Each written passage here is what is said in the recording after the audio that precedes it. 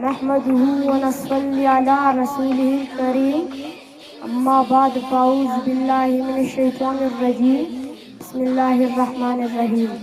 معزز اساتذہ کرام، مہمانان گرامی اور میرے ہم سفر ساتھیوں، السلام علیکم ورحمۃ اللہ وبرکاتہ.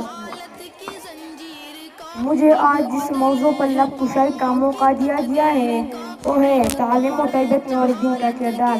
عزیزان محترم، اولاد اللہ کی عظیم نعمت ہے. عامات نہیں بلکہ نبی اور بزرگوں نے بھی اولاد کی تمنا کی اور دعا مانگی. ہی ایک فطری امر ہے کہ انسان اولاد کی تربیت اور پرورش کے لیے اپنے آپ کو مصروف ہوتا ہے.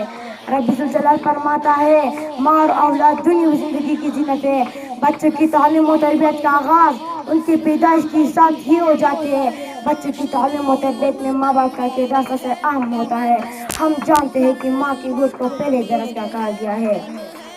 بقول شاعر، موتی سمجھ کے شان کریمی نے چن لیے، موتی سمجھ کے شان کریمی نے چن لیے، قطرے جھٹے مر انفعال کے. تعلیم و تربیت یہ دو چیزیں ہیں جو انسانی روح غذا ہے. ماہرین نفسیات کا ماننا ہے کہ بچہ اپنے ماحول کا اثر بہت جلد قبول کر لیتا ہے. ابتدائی عمر سے لے کر شعور جانے تک کی والدین کی ذمہ داری ہوتی ہے کہ اسے کیسے ماحول فراہم کر رہے ہیں. معاشرے کے دوم ترین عناصر والدین اور اساتذہ ہے کہ دونوں پر ہی بچے کی تعلیم و تربیت منحصر ہوتی ہے. بقول اقبال، یہ پیزان نظرتا ہے کہ مکتب کی کرامت کی، یہ پیزان نظرتا ہے کہ مکتب کی کرامت کی، سکھائے کس نے اسماعیل کو آداب پرزندگی. سامعین کرام، ہمارے سامنے سماج کی مختلف عقائد کی شکل میں موجود شرفا و ذلیل و کامیاب و ناکام و موجودہ بچپن کے مناظر کے اس مقام تک پہنچے. ہمارے ارد بسنے والے انسان جن میں قاتل بھی ہے، مقتول بھی، منپسند بھی اور فسادی بھی، صرف اس تربیت کا احتیاج ہے جن کو برآمد کی گئی، جس کی بنا پر کوئی فتنہ پرون کر ابھرا، جس بچے کو اچھی تربیت میسر آ گئی اور بہتر انسان بن گیا. جو رہنما تربیت سے محروم رہا وہ بے راہروئی کا شکار ہو گیا. بقول شاعر، تو کوئی قابلیت ہم شان کہی دیتے ہیں، تو کوئی قابلیت ہم شان کہی دیتے ہیں، ڈھونڈنے والوں کو دنیا بھی نہیں دیتی ہے.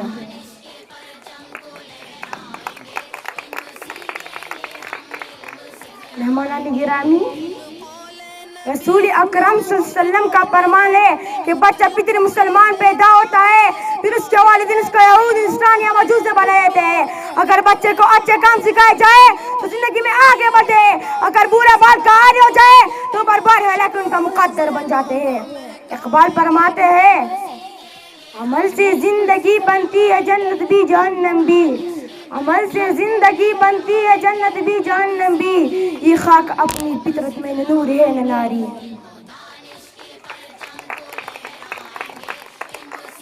سامعین کرام، ماں کی آغوش کو بچے کی پہلی درجہ کہا گیا اور ایک مثالی ماں کو ایک ساتھ دی گئی.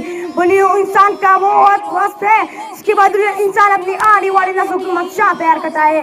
کسی بھی ملک و قوم کے مستقبل اس ملک و قوم کے بچوں پر ہوتا ہے. بچوں کو نظر انداز کر کے کوئی بھی قوم آج تک کامیابی حاصل نہیں کر سکی. کسی بھی ملک کی تعمیر و تقریب اور خیر و بھلائی میں بچوں کا کام کردار ہوتا ہے.